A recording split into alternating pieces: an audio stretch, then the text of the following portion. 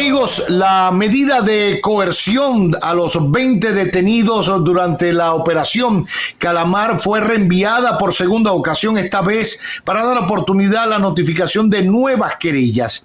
La decisión adoptada por la jueza del Juzgado de Atención Permanente del Distrito Nacional, Kenya Romero, responde a la solicitud que le hicieran abogados de algunos de los imputados que demandan tiempo para conocer las querellas en su contra. Para hablar un poco de este caso, seguir explicando en qué etapa estamos, etcétera, nos place muchísimo conversar nueva vez con Francisco Álvarez Martínez. Francisco, gracias por acompañarnos. Muy buenas tardes. Buenas tardes, don Roberto. Un placer estar aquí. Expliquémosle un poquito a la gente de qué se trata esto de conocer nuevas querellas. Bueno, lo que sucede es que aparentemente hubo personas, terceros al proceso, que se interesaron por lo que allí se estaba ventilando y procedieron entonces a depositarle a la Procuraduría querellas que desconocemos porque no las hemos visto ni se han compartido en ningún medio, por lo menos que yo haya visto. Lo que se traduce a personas que quieren ser parte del proceso aparentemente, por lo que ante esa nueva documentación que ingresó al expediente y el interés obviamente de cada persona, cada imputado, cada barra de defensa, tomar conocimiento de lo que está sucediendo dentro del expediente, pues entonces parece que una de las partes solicitó que se suspendiera y se fijara una nueva fecha para ellos tomar conocimiento de lo que se dice allí y tomarlo en cuenta en caso de que esas víctimas, que es lo que al final genera el depósito de esa querella, puedan estar diciendo a favor o en contra de cada defendido. Pero, o sea, para entenderlo un poquito más, gente que ha conocido este proceso de Calamar ve el listado de imputados, unos 20 imputados, y quieren sumar elementos a la querella que ha presentado el Ministerio Público. Esa es una de las variables. Cualquier persona que se sienta interesada en participar en un proceso porque entiende que sus intereses van de acuerdo con los de uno de los imputados o del Ministerio Público, puede hacerlo. Y entonces lo que sucedió fue eso. Yo leí en la prensa que eran 5 querellas, no sé quién, o sea, no especificaba quién eran los querellantes, cuál condición tenían, cuál era la relación con el caso, porque es un caso que tiene muchos enunciados, son varias líneas de investigación que tiene el Ministerio Público, pero lo que sí se sabe es que son personas que van a querer comparecer al tribunal, probablemente en calidad de víctima, y se hicieron presentes a través del instrumento procesal que es la querella, por lo que como eso se le va a hacer oponible a cada imputado, eventualmente ellos tomaron la decisión de pedir tiempo para conocer eso y tenerlo en cuenta para su medio de defensa en la medida de coerción. Ahora, esta querella o esto que ha aparecido nuevo,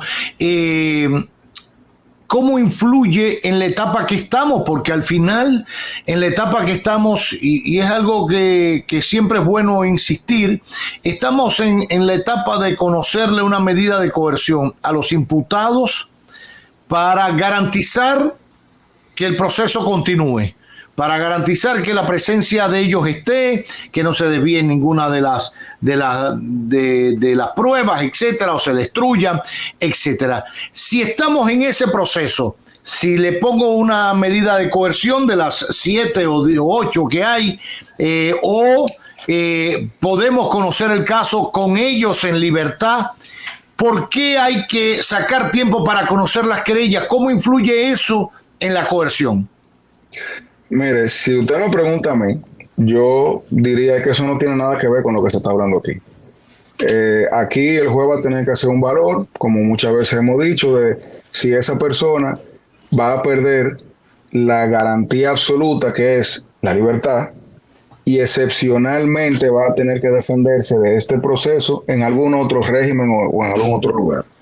Poco importa, entre comillas, lo que vaya a agregar una querella en ese sentido, salvo que, y por eso le digo, como la audiencia no la están televisando, no sabemos exactamente de dónde vino el pedimento, pero es evidente que los imputados o algunos de los imputados dijeron, mira, yo quiero defenderme, pero tengo que ver lo que hay ahí. Yo personalmente soy de lo que yo hubiese dicho, no, vamos adelante, porque cada día que pasa son personas que están ahora mismo presas.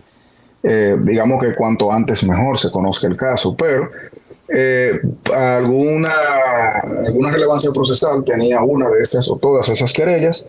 Lo que yo entiendo que fue que provocó que alguno de los imputados, no sabemos de dónde vino el aplazamiento, la solicitud, perdón, la haya hecho. Lo que yo sí creo es que la audiencia que está para el miércoles, como ya se ha conocido la solicitud, aplazamiento. Exacto, como ya todo, digamos, entre comillas, está, ya ha sido notificado y ya ha sido conocido y probablemente estudiado, yo entiendo que la del miércoles, salvo alguna excepción que no estemos pensando ahora mismo, yo entiendo que se va a conocer. En caso como ¿Hay algún límite? ¿Hay algún límite en la cantidad de aplazamientos que puede hacer la jueza, en este caso, para conocer finalmente la coerción de los imputados? Mire, teóricamente son límites prudenciales, están basados en la buena administración de justicia y una serie de derechos y garantías y elementos etéreos que orbitan el proceso penal. No hay un número, o sea, la ley no te dice, no pueden ser más de tantas, no hay un número concreto, pero lo que hace la magistrada o lo que está haciendo la magistrada es saneando el proceso. Claro. Que a fulano no le notificaron o que a fulano le dieron el USB y no funcionaba, como escuché que hubo casos.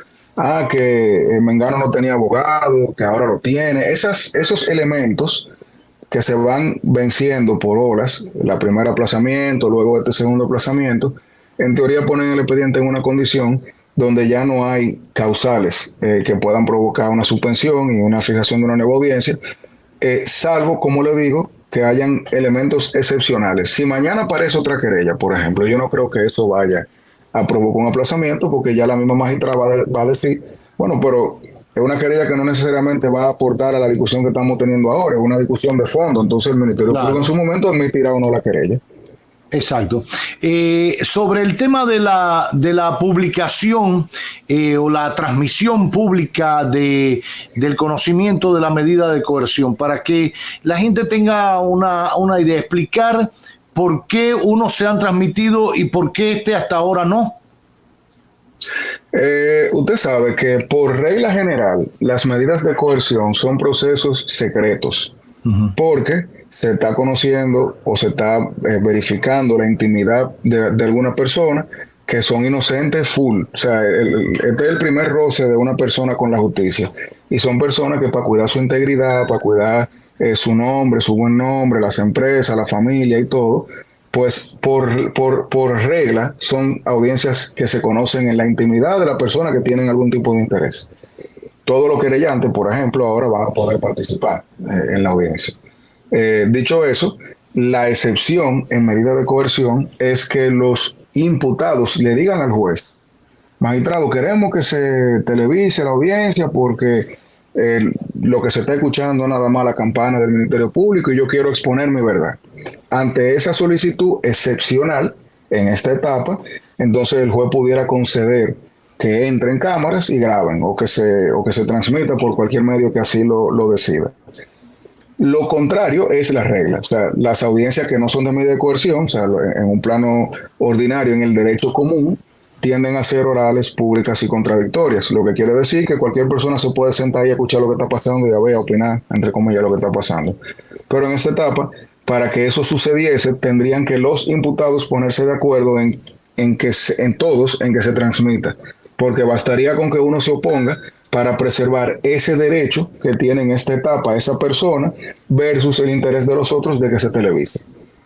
Ya. Ahora, respecto al tema de la televisación, de la transmisión de estas medidas del conocimiento de la coerción, ¿tienen que estar todos de acuerdo para que esto ocurra? O sea, me refiero a todos los imputados, porque quizás a diferencia de otros casos que hay una sola persona y el querellante, bueno, uno dirá si se transmite o no, etcétera, por ser una parte en este momento privada o secreta del proceso.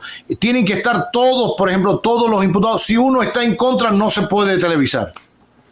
Exacto, porque la regla de medida de coerción es esa, básicamente el secretismo. Por ejemplo, si yo voy ahora a Ciudad Nueva a ver una audiencia de medida de coerción y yo quiero entrar, me van a preguntar: ¿usted es parte? ¿Usted es abogado?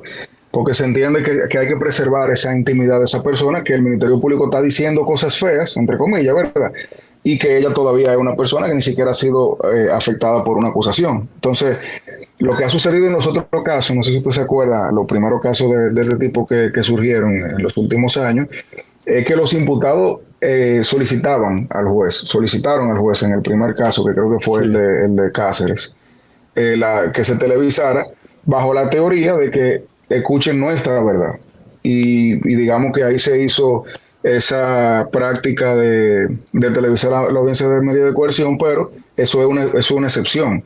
En este caso, tengo entendido que algunos imputados se opusieron a la solicitud que se hizo o a la discusión que se hizo, o que se tuvo sobre ese tema, lo que no solamente está en todos sus derechos, sino que es lo normal en este tipo de casos. Claro. Ya. Y si los medios solicitan al juez, en ese caso, ¿qué debe hacer el juez? ¿Recibir la solicitud de los medios y presentársela a ambas partes? Ahí hay un tema de discusión muy interesante. Hay una tesis que dice que cuando son funcionarios públicos, esto obviamente es ya una discusión dogmática académica, esto no es nada práctico, pero que dice que cuando son funcionarios públicos, pues el pueblo merece saber, entre comillas. Esa es la teoría detrás de la publicidad de las audiencias, de cualquier tipo de audiencia donde tenga involucrado intereses públicos. La realidad es que la víctima tiene derechos, pero el imputado también. Entonces, los derechos del imputado, cuando todavía no es imputado, porque técnicamente hablando, todas estas personas son investigados. Exacto. No hay una acusación, no hay una querella, hay querellas, no hay una acusación del Ministerio Público, hay un plazo que tiene el Ministerio Público para evaluar la querella y admitirla o no. Durante esta etapa, la persona que hay que, entre comillas, resguardar es la figura de esos acusados, de esos investigados, que todavía ni siquiera llegan a acusados por un tema procesal, y por eso, técnicamente hablando, el derecho de ellos se supera un poco en la esfera de derecho, el de la prensa, saber, o de la otra parte que quieran que el caso se conozca, y nosotros, los que estamos afuera, solamente podemos recibir los insumos oficiales del tribunal, que sería el acta de audiencia. Por ejemplo, todas las audiencias en teoría se graban. Teóricamente hablando, tú pudieras solicitar la grabación, teóricamente. Lo que pasa es que en casos como este es muy probable que el juez, cuando pondere el choque de derechos, diga, bueno, pero este imputado no es un imputado, este es una persona que está bajo investigación y hay que preservar sus garantías. Ahora, una solicitud de ese tipo que se exponga ante las partes pudiera generar la discusión, pero bastaría con que un solo imputado dijese que no, para que el juez, ese ya es mi criterio personal, entienda que lo mejor es no televisarla, para preservar el derecho de ese que dice que no, en una etapa donde es prácticamente todo con puerta cerrada.